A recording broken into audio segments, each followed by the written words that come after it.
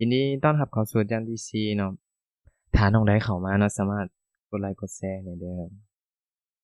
สำหรับเนาะคณิตศาสตร์คือจบชั้นม .4 เนาะคือเรารู้กันเนาะว่ามันจะมีอยู่หนึ่งก็คือหัวบทเนาะสำหรับจบชั้นม .4 จะมีอยู่7ภาคเนาะภาคที่ออกหลายที่สุดในหั้นก็จะบ่วิทย์เรื่องสำนวนปกติสำนวนปกติอ่าสำหรับสำนวนปกติก็มีการคูณการหารเนาะการขัดจรต่างๆและก็หมวดรูปร่างประเภทเลขโจรเนาะการคิดรายดอกเบี้ยเปอร์เซ็นต์จะเป็นอยู่ในรูปร่างแบบนี้สำหรับสำนวนปกติและหนึ่งในนั้นเนาะมันบอกตามคำเรียกร้องที่มีน้องๆขอเข้ามาเนาะวันอาทิตย์ที่แล้วก็คือเรื่องเวกเตอร์เวกเตอร์หัวข้อเวกเตอร์ก็เป็นหัวข้อหนึ่งเนาะบอกที่ออกก็หลายเติบเนาะก็ประมาณคันตีก็ประมาณ3ข้อเนาะใน40ข้อทั้งหมดก็เป็นบทที่เก็บได้เราจะมาเบิ่งเนาะในหัวข้อมื้อนี้จะขึ้นเกี่ยวกับหัวข้อเวกเตอร์นี่แหละเดี๋ยวเบิ่งนำกันเนาะว่าเวกเตอร์มันหยังแหน่สามารถคอมเมนต์ทักทายได้เด้อใครที่เข้ามาเนาะโอเคดังนั้นเดี๋ยวเราไปเบิ่ง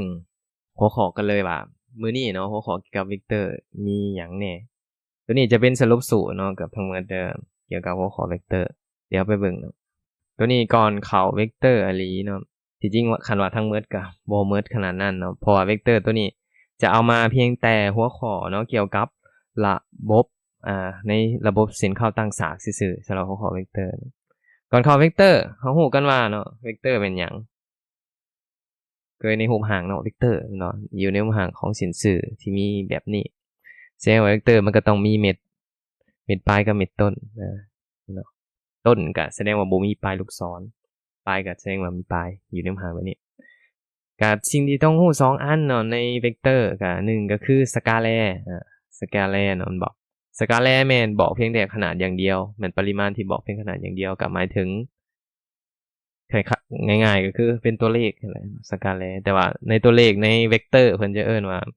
เป็นสกาแลตัวเลขหรือว่าจำนวนคงค่าก็คือง่ายๆกับประเภทอันหนึ่งก็แม่นเนื้อที่แม่นบ่มวลสารลงสู่อุณหภูมิมวลนี้จะบอกในมุมห่างของตัวเลขหมดแต่สำหรับปริมาณเนาะที่บอกเป็นเวกเตอร์ปริมาณที่บอกเวกเตอร์หมายความว่ามันต้องบอกหยังบอกขนาดได้บอกทิศบอกลวงได้ตัวนี้ส่วนหลายก็จะอยู่ในฟิสิกส์ก็คือการเคลื่อนที่การเคลื่อนที่นี้เคลื่อนที่ไปทางใดเนาะทางหน้าทางหลังเห็นบ่ทิศเหนือทิศใต้เนาะยาวเท่าใดส่ำนี้ผมหาวันนี้จะเป็นเวกเตอร์อีกอันหนึ่งก็เป็นความแรงความแรงคือใส่แรงเท่าใดนั่นบ่มันจึงแปลว่าความแรงจะบอกทิศได้ต้องรู้ทิศอีกอันหนึ่งก็เป็นความไวแล้วก็อัตราเร่งจะอยู่ในมหาวันนี้อย่าพึ่งโบบปากันเด้อฝากและแชร์ให้เด้อเข้ามากดไลค์นี่เนาะมา ต่อมาบัดนี้การซอกหาตัวประสานเวกเตอร์เนาะในระบบเสียงเข้าตั้งฉากคือเอาฮู้กันไผเข้ามาคอมเมนต์ได้เด้อก็คือก็จะแม่นเวกเตอร์ AB ซึ่งว่า AB มีตัวประสานแม่น x 1 x y 2 y 1เนาะแล้วก็ B มีตัวประสานแม่น x 2 y 2ถ้าอยู่ในมหาบัดนี้การซอกหาตัวประสานเวกเตอร์ AB ก็ต้องแม่นเอาเม็ดปลายลบเม็ดต้นเนาะเม็ดปลายเฮาก็แม่นb แม่นบ่ก็แม่นว่าแม่น x 2 x 2 y 2เนาะลบให้กับ x 1 y 1อยู่ในมหาตัวประสานเวกเตอร์นี้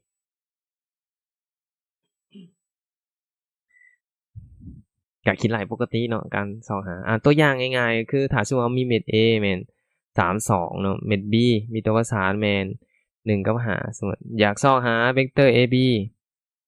เฮ็ดได้ก็เอาตัวประสานของเม็ด B ขึ้นก่อนแม่นบ่1กับ5ลบให้กับตัวประสานของ Aแม่น3กับ2ก็อยู่ในห่างลบกันได้เลยแม่นบ่ก็แม่นลบ2กับ3ตอบอยู่ในแบบนี้ไปเข้ามาคอมเมนต์ได้เด้อต่อเนาะสำหรับการเท่ากันของเวกเตอร์การเท่ากันเวกเตอร์ก็แม่นทั้งเทิงเท่ากับทั้งเทิงเนาะแม่นบ่ทั้งหลุมเท่ากับทั้งหลุมเลยแต่ว่าเวกเตอร์เท่ากันก็ต้องเท่ากันทุกอย่าง A เท่า C แล้วก็ B เท่า D พร้อมอยู่ในห่างแบบนี้ ฝากแชร์หน่อยเด้อมาการบวกของเวกเตอร์การบวกของเวกเตอร์บวกง่ายๆเลยบอกเทิงบวกเทิงแม่นบอกลุมบวกลุมแบบนี้เลย a บวก c แล้วก็ b บวก d การคูณด้วยสกาแลร์เหมือนคูณด้วยเลขใดหนึ่งนั่นบอกก็หมายความว่าเอา k นี่เข้าไปคูณทั้งเทิงคูณทั้งลุ่มเลยเป็น ka kb อยู่ในหางแบบนี้ส่วนการขนานกันของเวกเตอร์ถ้า2เวกเตอร์นั้นขนานกันแสดงว่ามันต้องคูณด้วยตัวเลขใดหนึ่งนั่นบอกเพื่อให้มันเท่าอีกเบื้องหนึ่งหรือว่าเอามาหารกันแล้วมันเท่ากันตัวอย่างซะตัวนี้เนาะอย่างตัวอย่างคืออาจารย์มีเวกเตอร์1กับ2เนาะแล้วก็มีอีกเวกเตอร์นึงแมน3กับ6สังเกตเห็นว่า2เวกเตอร์นี่จะขนานกันเพราะว่า1กับ2นี่มันคูณด้วยหยังจึงไปเท่า3กับ6ไผฮู้คอมเมนต์เข้ามานะคูณหยัง1กับ2คูณหยังที่เท่า3กับ6คูณด้วย3แม่นบ่3 1 3 3 2 6ถ้าอยู่ในห่างแบบนี้แสดงว่ามันขนานกันหรือเบิ่งง่ายๆก็คือถ้าเอา1/3นี่มันต้องเท่ากับ2/6แม่นบ่1ก็หมายถึงตัวเทิงแม่นเนาะ2ก็หมายถึงตัวลบถ้ามันส่วนกันแบบนี้แสดงว่ามันเท่ากันโอเคบ่โอเคเนาะเดี๋ยวเรามาเบิ่งตัวนี้ขนาดของเวกเตอร์สำหรับขนาดของเวกเตอร์ถ้าเรามีเวกเตอร์ u แม่นมีตัวประสานแม่น a กับ b เนาะอยากซอกขนาดเวกเตอร์ u แม่นบ่ก็ต้องแม่นใส่หักหัน2ของ a กำลัง2แม่นบ่บวก b กำลัง2เช่นเดียวกันถ้าเราอยากซอกหาขนาดของเวกเตอร์ ku หมายความว่ามีตัวใดตัวหนึ่งคูณ u ก็ใส่ขนาดเข้าไปเลยคล้ายๆเอาขนาดเขาเวกเตอร์ขนาดเอาเขาตัว k ก่อนเนาะสกาแลร์ตัวมันแล้วก็ขนาดของเวกเตอร์ u ขนาดของ k ขนาดของเวกเตอร์ u เนาะขนาดตัวนี้ก็เป็นแทนค่าสมบูรณ์เลยเพราะขนาดจะออกค่าบวกเสมอเด้อดังนั้นตัวนี้ก็เลยเป็นค่าสมบูรณ์ของ k เนาะเป็น5 หาร 2ของ a กำลัง2บวก b กำลัง2แบบนี้ถ้า u เท่าตัวนี้คือเก่าต่อมาการเขียนอยู่ในห่างเวกเตอร์หัวหน่วยเวกเตอร์หัวหน่วยแม่นแทนโดย i กับ j i เท่ากับ10เนาะ j แม่นเท่ากับ01เป็นอยากคล้ายๆเอาเวกเตอร์ u มาเขียนในห่างเวกเตอร์ ij ซื่อเนาะก็แม่นเขียนง่ายๆเลยก็แม่น a เวกเตอร์ i บวกให้กับ b เวกเตอร์ j แบบนี้ถ้าเอาเป็นตัวอย่างก็คือคล้ายๆเฮามีเวกเตอร์ u เนาะที่มีตัวประสานแม่น2กับ3แบบนี้เขียนในห่างเวกเตอร์ ij ได้ก็แม่น2เวกเตอร์ i เนาะบวกให้กับ3เวกเตอร์ j แบบนี้เลยฝากแชร์ให้เด้อไปเข้ามาฝากคอมเมนต์นะเนาะมาอีกอันนึงก็คือถ้าว่าเฮามีเวกเตอร์ u นี่เท่ากับลบ3เวกเตอร์ j อยู่ในห่างแบบนี้เขียนอยู่ในห่างเวกเตอร์ที่สามารถบอกตัวประสานได้บ่สังเกต j แม่นจะเป็นของ y ก็เป็นตัวทั้งลุ่มแม่นบ่ดังนั้น j ตัวนี้มันมีก็แม่นลบ3แต่ว่าสังเกตเวกเตอร์ i นะมันบ่มีแสดงว่าแทนด้วย0เข้าไปเลยก็อยู่ในห่างไปเลยโอเคดังนั้นตัวนี้เวกเตอร์หัวหน่วยเนาะที่มีทิศและรวงเดียวกับเวกเตอร์ u สูตรมันก็แม่น1ส่วนขนาดเวกเตอร์ u เนาะคูณให้กับเวกเตอร์ u เลย1ส่วนขนาดเราฮู้แล้วแม่น5 หาร 2ของ a กำลัง2มันบ่บวก b กำลัง2เวกเตอร์ u เป็นหยัง a กับ b แบบนี้แปลว่าเท่าไหร่ขนาดเท่ากับคูณเข้าไปได้เลยจะอยู่ในห่างแบบนี้ได้เลยเนาะโอเคเดี๋ยวเราไปเบิ่งขอตัดไปเนาะการคูณเวกเตอร์หรือว่าผลคูณบ่มีทิศเนาะสำหรับผลคูณบ่มีทิศเฮามีเวกเตอร์ u แม่นอีก1 i บวกให้ y 1j แล้วก็ v แม่นอีก2 i บวกให้กับ y 2j เพิ่นอยากได้ u คูณกับ v เนาะหรือว่า u .v ตัวนี้เท่ากับหยังก็แม่นง่ายๆเลย x คูณ x เนาะบวกให้กับ y คูณ y x คูณ x ก็แม่น x 1คูณให้กับ x 2บวกให้กับ y 1เนาะคูณให้กับ y 2อยู่ในห่างแบบนี้คูณกันแบบนี้ได้เลยเด้อต่อมาเดี๋ยวไปเบิ่งทางลมสำหรับการคูณเวกเตอร์นอกจากมันคูณกันแบบนั้นเนาะมันจะมีอีกสูตรนึงถ้าเอาฮู้ว่าเทตาเนาะแม่นมุมระหว่างเวกเตอร์ u กับเวกเตอร์ v ย้ำหน่อยนึงว่าเวกเตอร์ u มันก็ต้องขีดปลายลูกศรต่อกันแบบนี้เด้อมันจะมีสูตรว่าขนาดเวกเตอร์ u เนาะขนาดเวกเตอร์ v นั่นบ่โคตรเทตาในหุมหารตัวสรุปสูตรนี้อาจจะ ยาวหน่อยหนึ่งแต่บ่เป็นหยังเนาะพอข้อท้ายๆมันจะเป็นข้อที่สามารถนำไปใช้เก็บคะแนนได้เด้อสำหรับข้อ oversอบสิ่งจบสั้นเนาะเพราะมันจะรวมเอาในสูตรนี้แหละจากสูตรตัวนี้เห็นบ่ข้อแตกต่างของสูตรตัวนี้เนาะกับสูตรตัวเทิงเมื่อกี้เห็นบ่ก็คือตัวนี้เราต้องรู้ขนาดเนาะบ่แล้วก็รู้มุมพร้อมมันจึงสามารถสอบได้ว่าง่ายๆต้องรู้มุมระหว่าง2เวกเตอร์ u กับ v โอเคแล้วรู้อีกอย่างนึงว่าก็จากสูตรตัวนี้แล้วเนาะเท่า2เวกเตอร์นั้นต่างศาสตร์กันคูณกันก็ต้องเท่า0อย่างเนาะ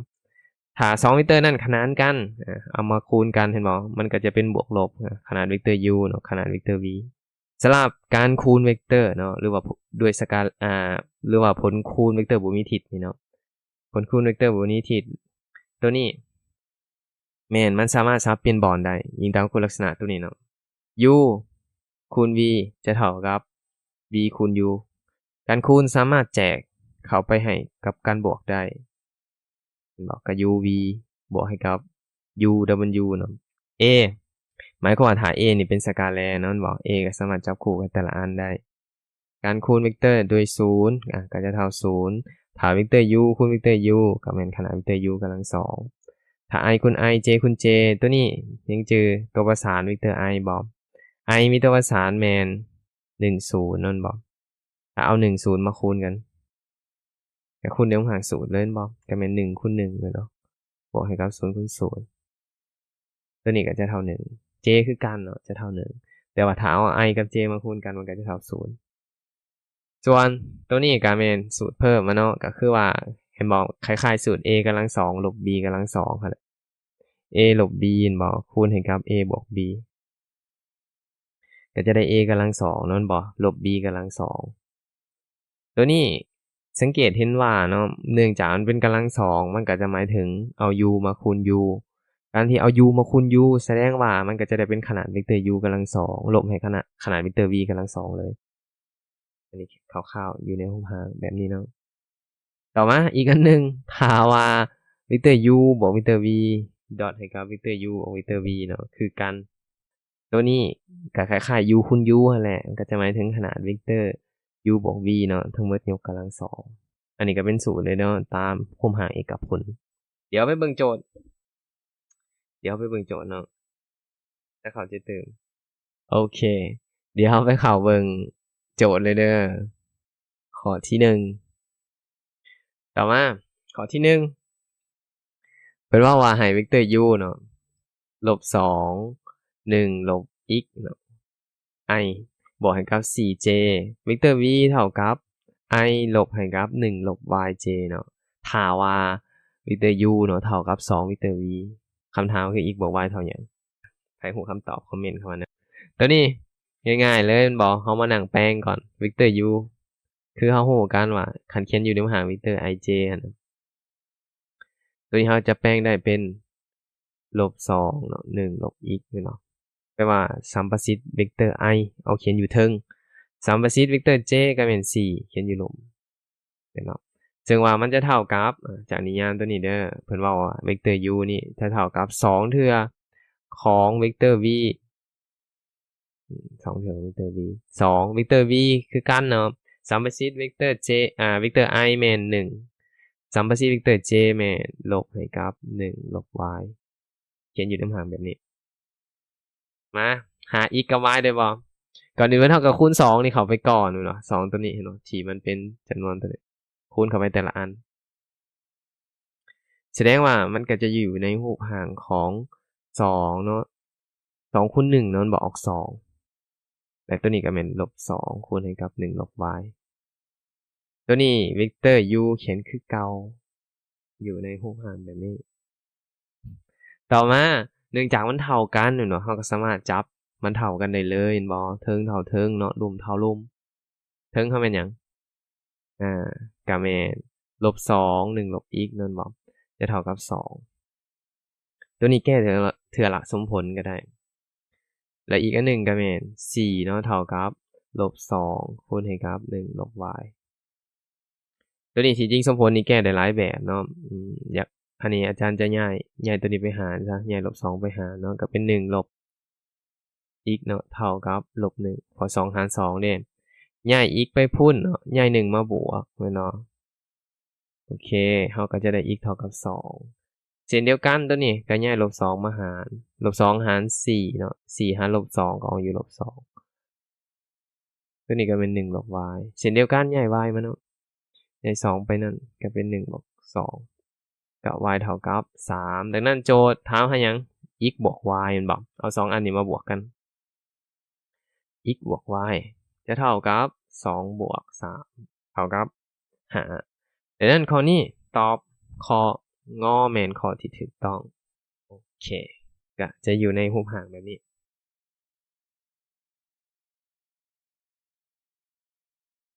ต่อมาข้อ2เนาะข้อที่2เกี่ยวกับขนาดของเวกเตอร์สำหรับการคิดไล่ขนาดของเวกเตอร์นนบอก1ก่อนอื่นเมิดสังเกตจากโจทย์นี้เพิ่นให้หาขนาดของ u ลบหา v แม่นบ่อยู่ในรูปห่างแบบนี้ดังนั้นก่อนอื่นเมิดก่อนจะหา u ลบหา v นี่หาเวกเตอร์ v นี่บ่เฮาไปหามาก่อนว่า u ลบหาเวกเตอร์ v นี่เท่ากับหยัง u เฮามีตัวประสานมาหยังเขียนอยู่ในรูปห่างของวงขอเนาะจะรายง่ายกว่า u ก็แม่นลบ2สัมประสิทธิ์ i แม่นลบ2สัมประสิทธิ์ j แม่นลบ1ลบให้กับ5เวกเตอร์ v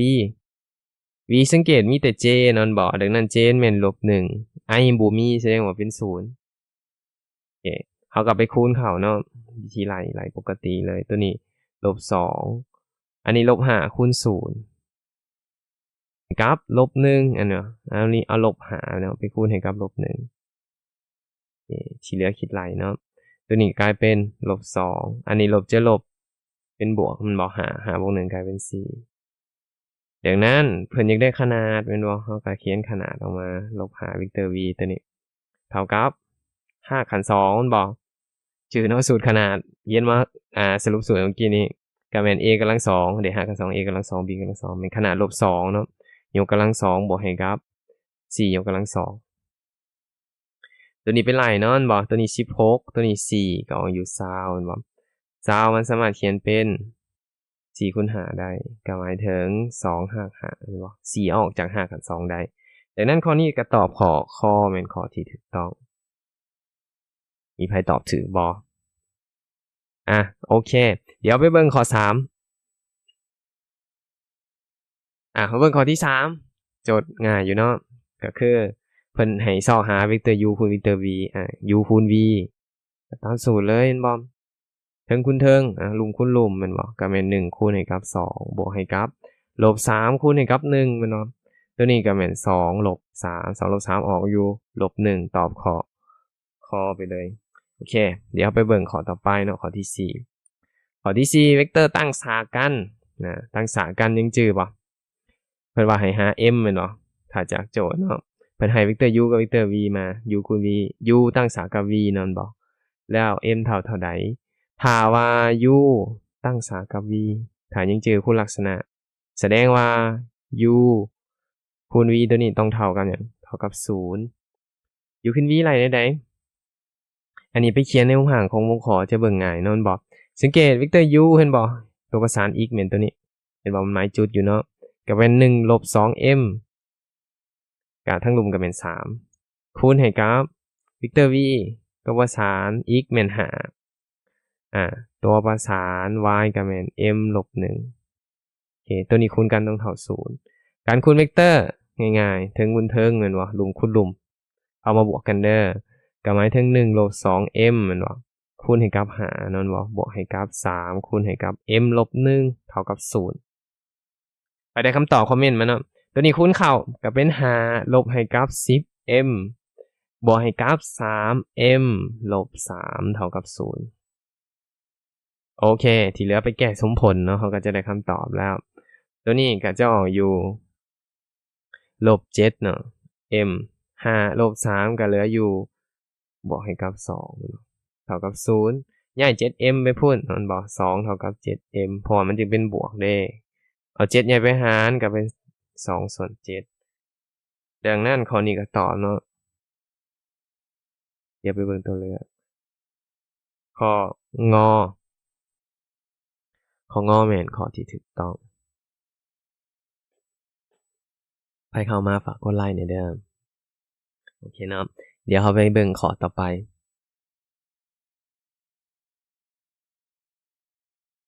โอเคเดี๋ยวเบิ่งข้อที่5ตัวนี้เพิ่นให้หาเวกเตอร์เนาะเพิ่นให้เวกเตอร์ u มาแม่น 4i บวกให้กับ3เวกเตอร์ j เนาะเวกเตอร์หัวหน่วยแม่นบ่ที่มีทิศตรงกันข้ามกับเวกเตอร์ u สังเกตว่าทิศเดียวกับเวกเตอร์ u หั่นน่ะเวกเตอร์หัวหน่วยที่มีทิศเดียวกับเวกเตอร์ u มันเป็น1ส่วนขนาดเวกเตอร์ u แม่นบ่คูณให้กับเวกเตอร์ u เนาะที่เราเรียนกันเมื่อกี้นี้อันนี้เป็นทิศเดียวเอาไปหาทิศเดียวมาก่อนเวกเตอร์หัวหน่วยที่มีทิศเดียวก็แม่นเวกเตอร์ u เห็นบ่1ส่วนขนาดมันหยังซะก็แม่น5 2ของ4กำลัง2บวกให้กับ3กำลัง2มันบอกคูณให้กับ4กับ31ส่วนตัวนี้ออก16เนาะ16บวกให้กับ9นั้นออกอยู่25อันนี้ลองไปล้างเด้อ4กับ3โอเคจากนั้น25นี่มันออกอยู่5เนาะ5นี่เฮาเอา1ส่วน5นี่เข้าไปคูณเลยมันก็เป็นอยู่ในห่างแบบนี้โอเคแต่ว่าโจทย์นี่เขาอยากได้ทิศตรงกันข้ามทิศตรงกันข้ามง่ายๆเลยคูณลบเข้าไปคูณลบใส่ตัวนี้แหละ4ส่วน5เห็นบ่3ส่วน5ดังนั้นก็เอาลบคูณเข้าไปก็เป็นลบ4ส่วน5เวกเตอร์ i เห็นบ่ลบให้กับ3ส่วน5เวกเตอร์ j โอเคอยู่ในห่างแบบนี้เดี๋ยวเบิ่งข้อต่อไปข้อที่6ตัวนี้มาด้วยขนาดหลายๆเนาะขนาดเวกเตอร์ u เนาะเท่ากับ2ขนาดเวกเตอร์ v เวกเตอร์ u นี่เท่ากับเวกเตอร์ v เนาะขนาดเวกเตอร์ v เท่ากับ5คูณ2ของ2เนาะ u คูณ v เท่ากับ3มุมเตตาเนาะเป็นมุมระหว่างเวกเตอร์ u กับเวกเตอร์ v คำถามคือกดเตตาเท่ากับหยังตัวนี้ถ้ายังจื้อเนาะสูตรการคูณเวกเตอร์กรณีที่มันมี u คูณ v ที่เราแนะนำไปแล้วในต้นคลิป u คูณ v เท่ากับหยังขนาดเวกเตอร์ u ขนาดเวกเตอร์ v บอกโกดเตตาอันนี้เขียนแบบนี้มาก่อนเนาะโจทย์อยากได้โกดเตตาเราก็ถอนเอาเลยโกดเตตาตัวนี้มันคูณอยู่มันบ่ก็ย้ายไปหยังย้ายไปหารดังนั้นเราก็ได้ u คูณให้กับ v เนาะหารให้ขนาดเวกเตอร์ u ขนาดเวกเตอร์ v u คูณ v ที่จริงแทนตามโจทย์เลย u คูณ v เท่าหยังเท่า3เขียน3ขนาดเวกเตอร์ u ขนาดเวกเตอร์ u นี่เท่า2เทื่อของขนาดเวกเตอร์ v ก็2ไว้2ขนาดเวกเตอร์ v คูณให้กับขนาดเวกเตอร์ v เขียนไว้นี่ไว้ก่อนก็ได้มันก็แม่น3เทื่อเวกเตอร์ v ที่จริงมันคูณกันมันออกหยังก็เป็นขนาดเวกเตอร์ v ทั้งหมดยกกำลัง2แม่นบ่ซึ่งว่าเราฮู้อีกเวกเตอร์ v นี่เท่ากับหยังเท่ากับราก2ซึ่งมันเป็นราก2ยกกำลัง2แม่นบ่โจทย์ให้มาเนาะตัวนี้ก็ไปตัดเอาเนาะบ่มันก็เป็น2คูณ2กลายเป็น4เลยดังนั้นข้อนี้ก็เลยตอบ3ส่วน4ข้อที่ถูกต้องก็แม่นข้องอโอเคเดี๋ยวเราไปเบิ่งข้อต่อไปเนาะข้อสุดท้ายแล้วเด้อ